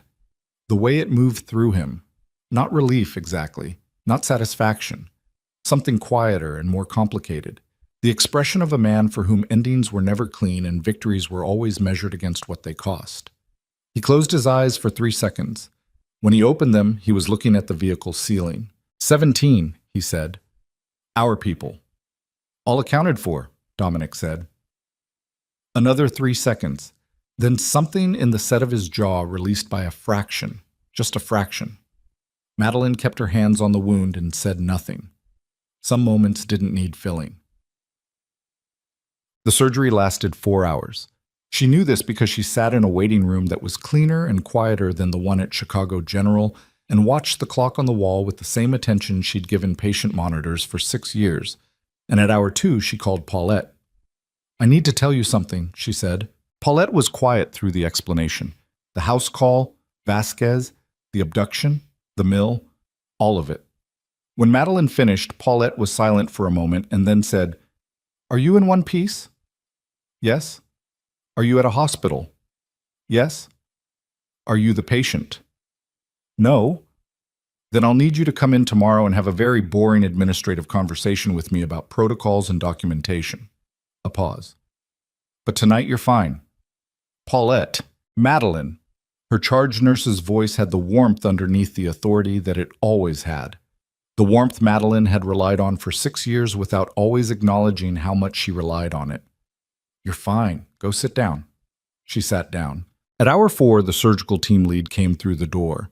A compact woman in her 50s with steady hands and the specific economy of expression of someone for whom good news and bad news were both delivered in the same register because both required the same thing from the person receiving them. "He's out," she said. "The secondary bleed is repaired. We checked the primary repair site while we had access and it held. There's no compromise to the original work." She looked at Madeline with a directness that acknowledged without stating outright that she understood the nature of Madeline's presence here. "He's going to be in recovery for 48 hours minimum. After that, assuming the repair holds, we're looking at an extended but manageable recovery."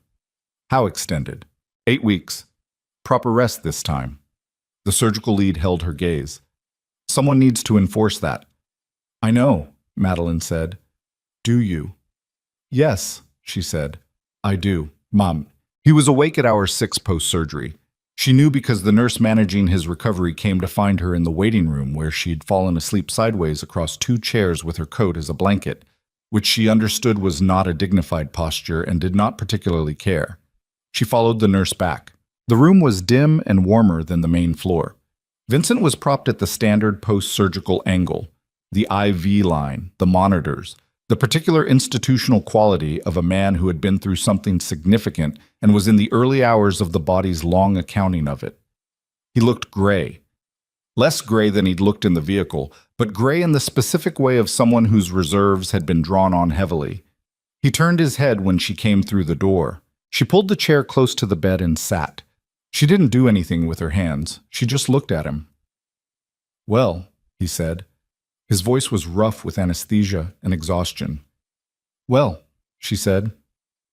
How bad? Secondary repair, clean. Primary repair held. She watched his face process that.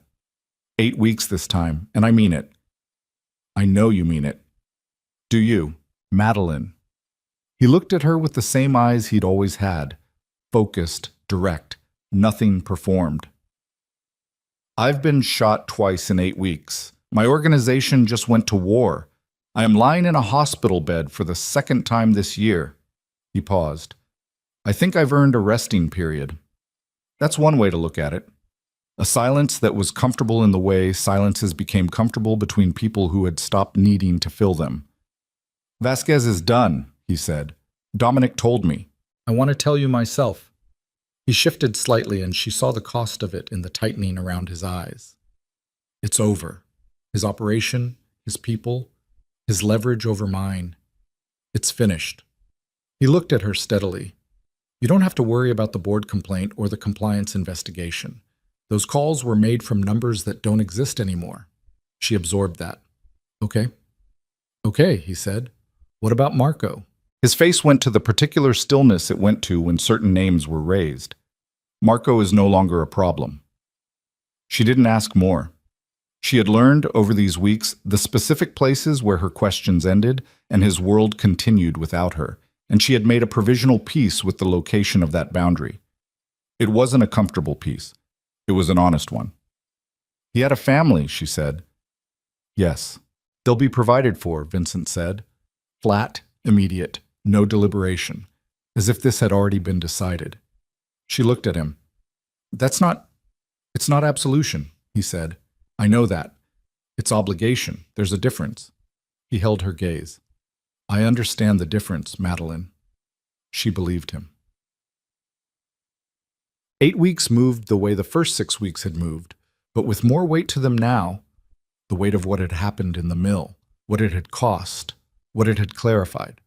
She enforced his recovery with the same directness she'd given him from the beginning, and he accepted it with the same quality of compliance he'd always shown her. Not easy compliance, not passive, but chosen. He chose to be still because she asked him to be still, and that distinction mattered to her more than she'd expected it to. She went back to work at Chicago General 3 days after the surgery. The administrative conversation with Paulette was exactly as boring and exactly as necessary as Paulette had promised. And at the end of it, Paulette looked at her across the desk and said, You know this is complicated. I know. I know what he is, Paulette.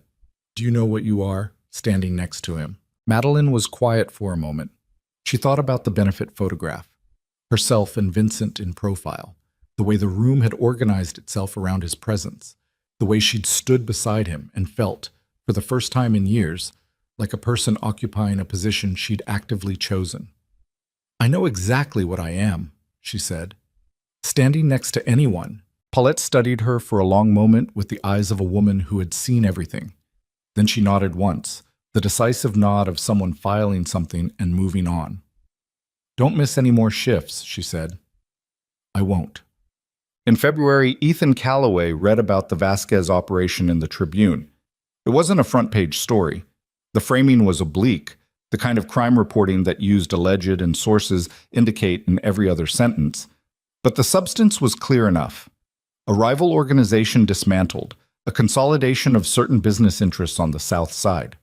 The name Moretti appearing in 3 paragraphs with the careful non-specificity of a newspaper that understood its liability limits. There was a photograph embedded in the digital version, a charity event from December, repurposed for context.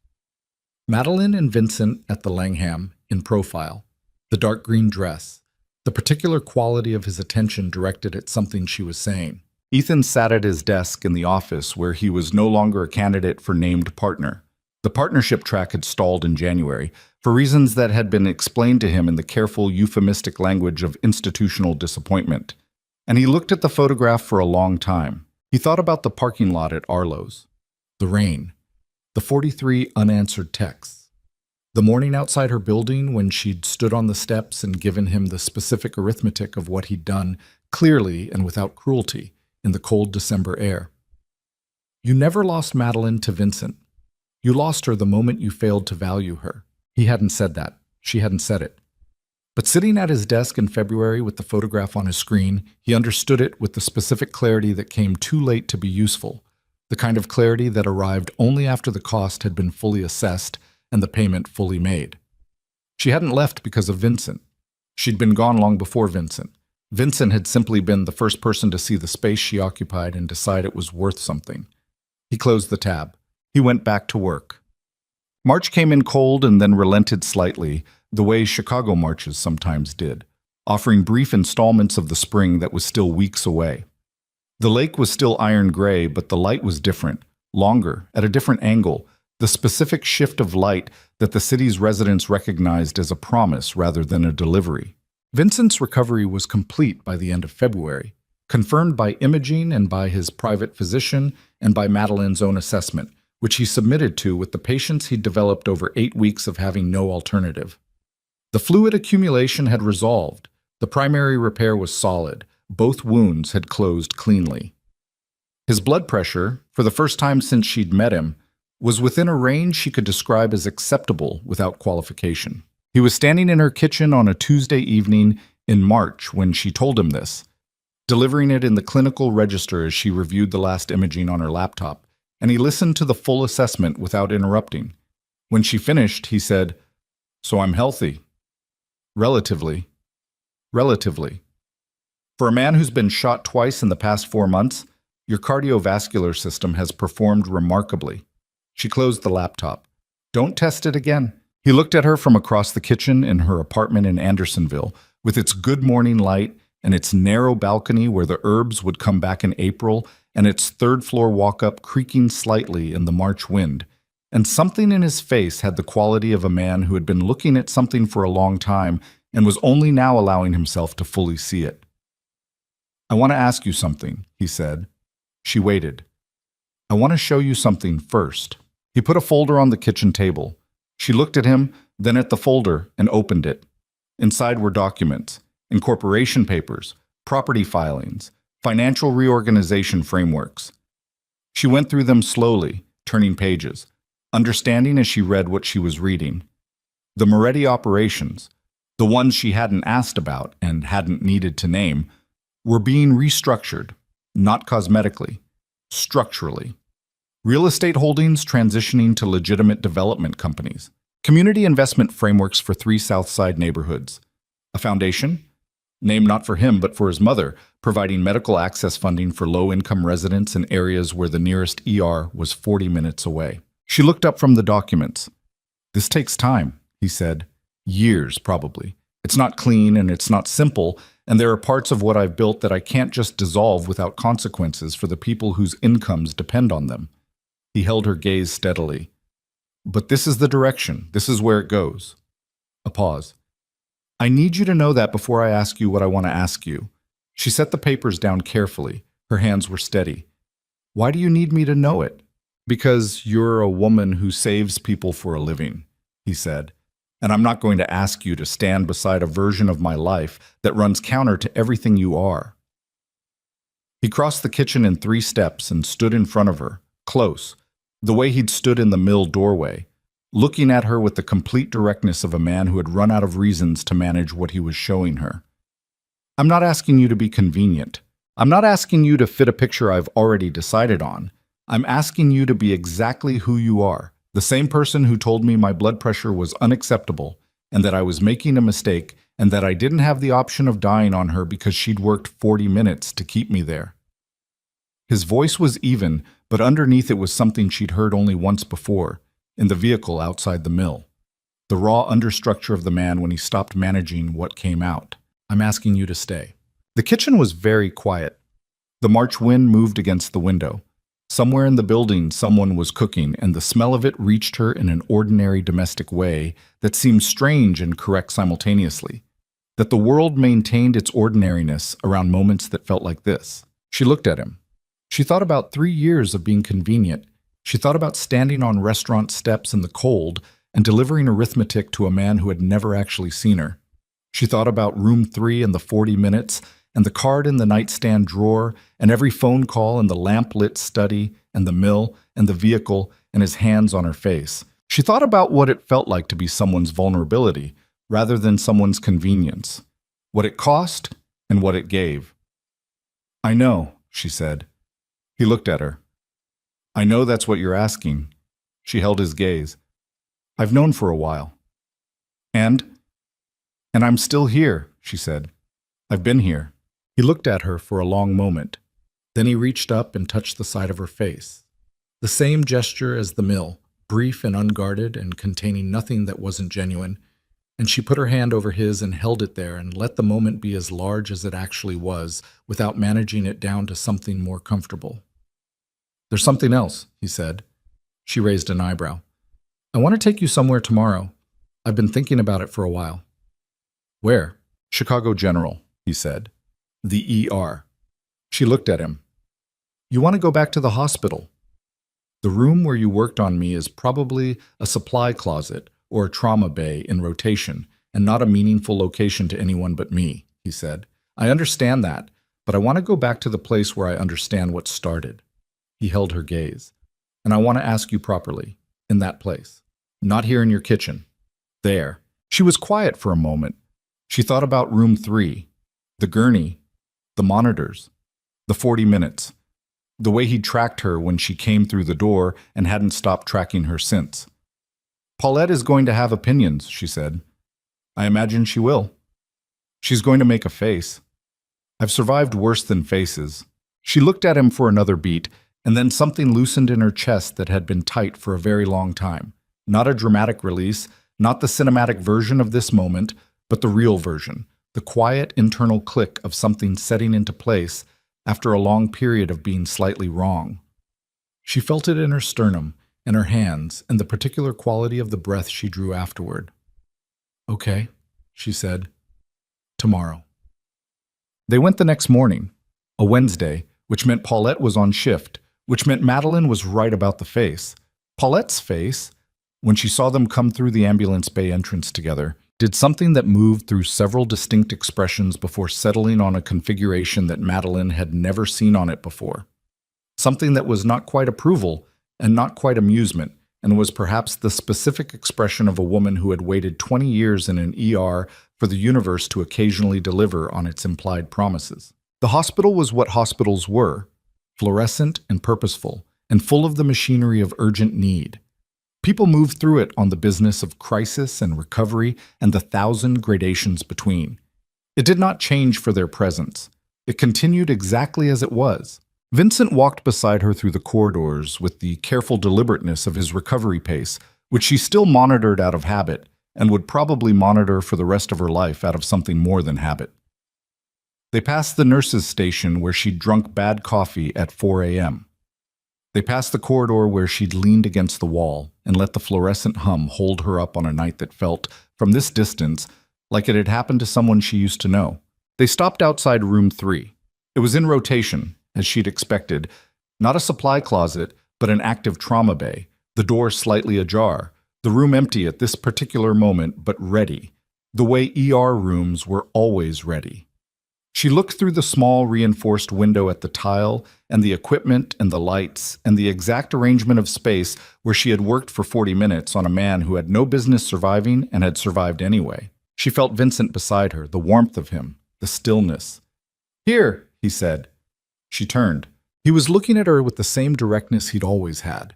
No performance, no management, no strategy. Just Vincent Moretti, in the corridor outside the room where she'd kept him alive, asking her something with his eyes before he asked it with words. His left hand was in his jacket pocket, and when he brought it out, there was a ring. Not elaborate, not the social performance of expensive jewelry, but specific. A thin band with a single dark stone, chosen with the same precision he applied to everything he decided mattered. I know what this costs, he said, what standing beside me costs. I know it's not simple and it's not clean, and there are parts of what I'm asking you to take on that no one should have to take on. His voice was even. Underneath it was everything she'd learned to hear underneath his voice. But I also know that you've never asked me to be something I wasn't. You treated me like a human being when the clinical calculus didn't require it. You told me the truth when it was easier to tell me something comfortable. He looked at her steadily. I want to spend whatever time I have left doing the same for you. The corridor was ordinary around them, fluorescent, purposeful. Someone's sneakers squeaking on the floor somewhere behind her, a monitor beeping in a room down the hall, the specific living texture of a place that dealt in urgent reality. "Yes," she said. He looked at her. "Yes. Yes."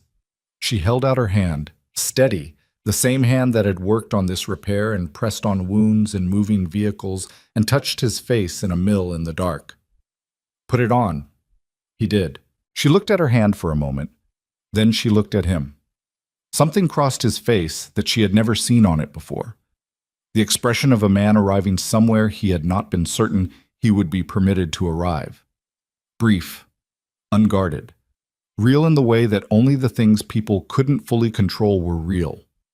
She took his hand and they stood there in the corridor of Chicago General in the ordinary fluorescent morning and let the moment be what it was. Down the hall, Paulette appeared at the nurse's station, looked at them, looked at their joined hands, looked at the ring, and turned back to her charts with the deliberate composure of a woman who had feelings about the situation and had decided that feelings were a resource best spent elsewhere. Then she looked back one more time. Then she shook her head slowly with the faintest movement of what was unmistakably a smile. Across the city, in an office where the partnership track had stalled and February had handed him an accounting he hadn't budgeted for, Ethan Calloway saw the news item that afternoon. Not crime reporting this time. Social coverage, the kind that ran in the weekend supplement and was written by someone who found the narrative irresistible. The reformed organized crime figure and his philanthropic pivot, the foundation bearing his mother's name, the community development investments in 3 South Side neighborhoods, a photograph from the hospital taken by someone who happened to be present for reasons that would never be fully explained. Madeline and Vincent in the fluorescent corridor, hands together, her face in profile showing something unguarded and complete. Ethan looked at her face in the photograph for a long time. He thought about the parking lot, the rain, the gift she'd been carrying, the 3 years. He had told himself in the weeks after that he'd lost her to circumstances, to Moretti's world and its gravity and the specific irrational chemistry of 2 people meeting at the wrong or right moment. He had told himself that story with some success for a while. Looking at her face in the photograph, he understood clearly and finally that the story was wrong. He had not lost her to Vincent Moretti. He had set her down carelessly in a well-lit restaurant with 2 colleagues and a glass of something amber, and described her to the room in terms that revealed exactly how little he understood what he had. And she had walked out of the parking lot already gone. Not going, not in the process of leaving, but already gone. The decision already made in the arithmetic she'd been quietly doing for longer than either of them had acknowledged. Vincent Moretti had not taken anything from him. He had simply been the first person to recognize the value of something Ethan had left on the table. He closed the browser. He went back to work. He carried the understanding with him in the specific way that certain understandings had to be carried, not resolved, not absolved, just known, a permanent addition to the inventory of things a person had to live with once the accounting was complete. Spring came properly in April. The herbs on the balcony came back, which Madeline had known they would, but was still glad about. The lake changed color in the way it changed color when the light finally turned, from iron to something with blue in it, something that had the quality of possibility rather than endurance. She was working her shift on a Thursday morning when a woman came in from a car accident on Lakeshore Drive, 43.